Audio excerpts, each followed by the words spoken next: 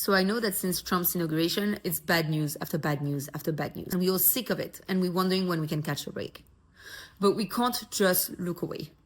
Because what is happening in the world is properly mad.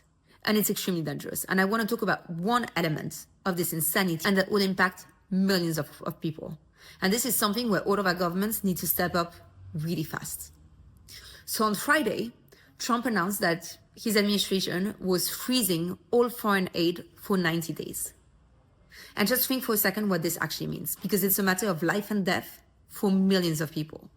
It means that all aid going out of the US is being frozen, but for emergency food and for military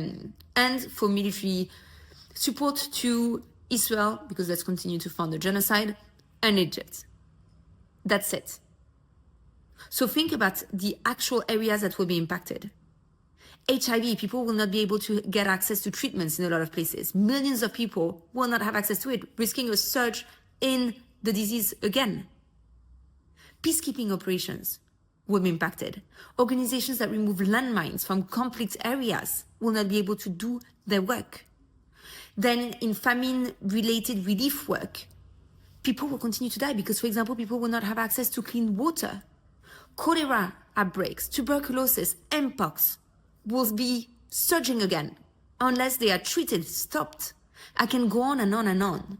Millions of people worldwide will suffer as a result of it. Around me, I have countless friends that are working for NGOs in the UN that are directly impacted, that will have to close, be fired, etc. But more than this, the vulnerable populations they serve will be impacted in conflict areas, in Ukraine, in Gaza, in Syria, in Yemen, but all over the world. And this will have global consequences. We know it.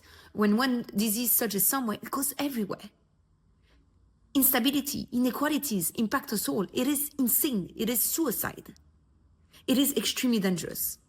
And to make matters worse, because the maniac in office didn't want to stop there, he did something similar at home, freezing, I think, all federal funding going to universities, families, NGOs, small businesses, etc.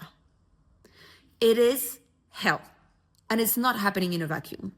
Because in Europe, we see a similar trend. The Conservative Party, the EPP in the European Union, is trying to cut funding for green NGOs from the European Commission. The UK government announced that it would slash funding to conflict-related aid. We see rich countries pulling funding away, and this has enormous consequences because going back to the US contributes 22% of the UN's budget, 22%, and 25% of its peacekeeping operations. Imagine what an immediate freeze in this means. It is dangerous. It is insane. And you might think that it's way too much money in the first place. I don't think so. Regardless, you can't have immediate executive orders like this. But second, the UN is already grossly underfunded. The annual budget of the United Nations is $75 billion. It is nothing. The cities of New York's budget stands at $104 billion US dollars. It's more than the United Nations. So already it's grossly underfunded. Already we see the issue with this, with the fact that it's at the mercy of states being willing to pay up or not. And as a result, we all suffer, and some more than others. This is completely unsustainable. So short term, there's obviously a huge budget gap that needs to be funded, needs to be filled. Obviously, there should have been notice for the UN to have a contingency plan. It's not the case, but now it means that all countries need to pay up and pay up fast.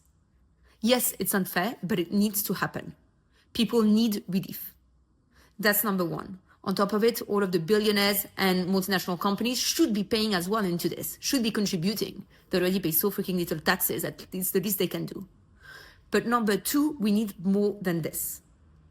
Long term, we need the UN to have an independent and sustainable budget so that it can actually address the global crisis and challenges we face. Yes, the UN is imperfect. Yes, it's messed up on so many levels. Yes, it's messed up in a way that it didn't stop the genocide in Gaza, that it's not stopping Russia's invasion of Ukraine. Yes, it's failing. The UN is still what saves us from hell every single day. It almost eradicated polio. It diminished the nuclear arsenal of the world. It is every day providing meals, services to refugees, to everyone that needs it. So we need to fix it, but we also need it right now more than ever. And this means it needs the money to be able to function. How on earth is it supposed to do its job of saving us all, of stopping World War III and so on, if it doesn't have money? It means we need a UN tax authority. We need the UN to actually have a direct funding that is independent. Let me know what you think. Let me know if you have a better solution, but regardless, your government must pay up fast.